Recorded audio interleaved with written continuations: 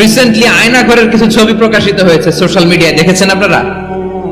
ছোট্ট একটা জায়গা, স্বাধীন মানুষকে প্রাণীর মতো পাখির মতো খাঁচায় বন্দি করে রেখেছে। কখন দিন কখন রাত কিচ্ছু জানে না, কখন দিন কখন রাত কিছু জানে না। বছরের পর বছর কেটে গিয়েছে।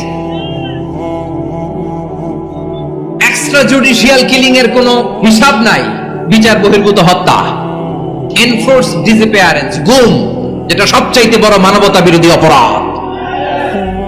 কত মানুষ যে গুম হয়েছে তার কোনো ইয়ত্তা নাই।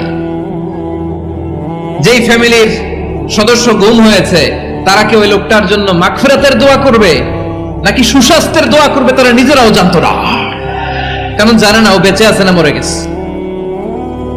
আহা, বিডিআর নওজওয়ানদের যারা ছাড়া পেল দেখলাম, বিনা অপরাধে, কোনো অন্যায় ছাড়া, অপরাধ ছাড়া তাদের জীবন থেকে, তাদের তারুণ্যের, তাদের যৌবনের 15 বছর 16 বছর 17 বছর নাই, 6 মাস বয়সের ছোট বাচ্চাকে রেখে জেলে গেছে। 6 মাসের মেয়ে বেরোয় দেখে মেয়ের বয়স 17 বছর। মেয়ে বাবারে চিনে না, বাবা মেয়েরে চিনে না। মেয়েকে এখন বিয়ে দিয়ে আরেক ছেলের হাতে তুলে দিবে। মেয়ের শৈশব বাবা দেখে নাই, মেয়ের কৈশোর বাবা দেখে নাই, মেয়ের তারুণ্য দেখে নাই।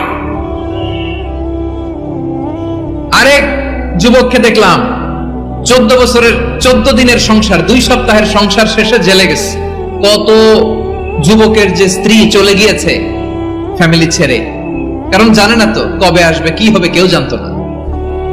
দাম্পত্য জীবনের মাত্র 14 দিনের স্মৃতি, এই স্মৃতিকে আঁকড়ে ধরে এক বোন 16টা বছর 17টা বছর কাটিয়ে দিয়েছে। আমি নিউজটা দেখে ভাবলাম, আমার এই বোনের প্রতিটি দিন কিভাবে কেটেছে, প্রতিটি রাত কিভাবে কেটেছে, প্রতিটি ক্ষণ কিভাবে কেটেছে। বিশ্বনবী বলেছেন, ইত্তাকি দাওয়াতাল মাজলুম ফাইন্না লাইসা বাইনাহু ওয়া বাইনাল্লাহি হিজাব।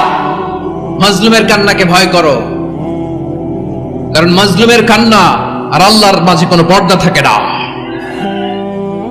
আমরা আর এরকম কোন জুলুম বাংলাদেশে দেখতে চাই না, জোরে বলেন ঠিক কিনা? আর কেউ নতুন করে জালিম হোক আপনারা চান? আবার নতুন করে কেউ ফ্যাসিস্ট হোক আপনারা চান? এক দল আরেক দলকে নিশ্চিহ্ন করার রাজনীতিতে মেতে উঠুক, এটা আপনারা চান? আমরা বাংলাদেশকে আদল দিয়ে সাজাতে চাই। আমরা এই 56,000 বর্গ মাইলের প্রতিটা ইঞ্চি মাটিকে কোরআনের আইন দিয়ে সাজাতে চাই। রাজি আছেন আপনারা? কারা কারা রাজি দেখান হাত তুলে আল্লাহকে।